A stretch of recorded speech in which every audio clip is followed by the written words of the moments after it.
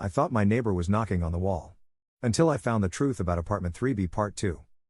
After that night with the police, I couldn't shake the feeling that something, or someone, was watching me.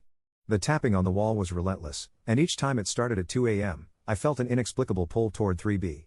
My fear was real, but so was a strange curiosity that had begun to gnaw at me. I decided to confront the landlord about what was really going on. Who lived in 3B before? I asked, trying to sound casual, though my heart was pounding. The landlord hesitated, glancing around nervously before speaking in a low voice. Her name was Sarah.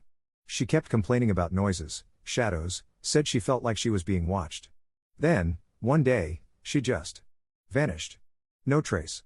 Like she never existed. That name, Sarah, sent a shiver down my spine.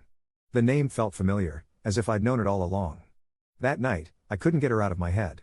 The tapping started again, and I pressed my ear to the wall, listening intently. And then I heard it, her voice, soft and pleading. Help me.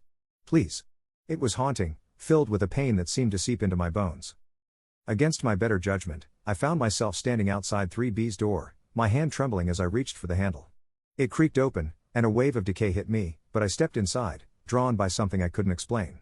The room was dark, the air heavy, and there, in the corner, was a shadowy figure, Sarah. She was faint, almost transparent, but her eyes were clear, piercing through the darkness and locking onto mine. You came, she whispered, her voice a mix of relief and sadness. I knew you would. Her presence was chilling, but I couldn't tear myself away. There was a tragic beauty to her, a sorrow that pulled me in deeper. As she stepped closer, I felt the air around me grow colder, and I shivered, but I didn't move. Her gaze held me in place, and when she spoke again, her voice was softer, more intimate. He left me, you know. The one who promised he'd stay. Just like you. But you won't leave me, will you? There was a desperation in her eyes, and I found myself nodding, almost against my will. Suddenly, her cold hand touched my face, and I felt a shock of fear and something else, a twisted, forbidden desire. The room began to spin, and the shadows around us seemed to close in, suffocating. The tapping grew louder, more frantic, as if trying to drown out her voice. Stay with me, she whispered, her breath cold against my skin. Don't leave me alone in the dark. I knew I should run, should pull away, but I was rooted to the spot, caught in her chilling yet intoxicating presence. I could feel her loneliness, her despair, and it mirrored something deep inside me, something I didn't want to acknowledge. Then, without warning, a loud, thunderous knock shook the room, breaking the spell. I stumbled back, the door to 3B slamming shut with a violent force that rattled the walls.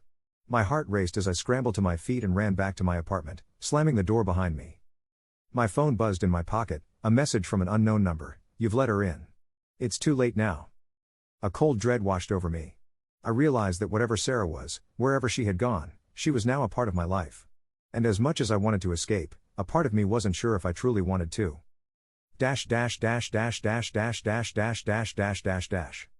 If you liked my story, support my storytelling on PayPal. Any contribution helps. I also write to help people stay informed of AI developments and how they can stay ahead of AI. Thanks for your contributions. You're amazing. You can do it easily with the PayPal link below.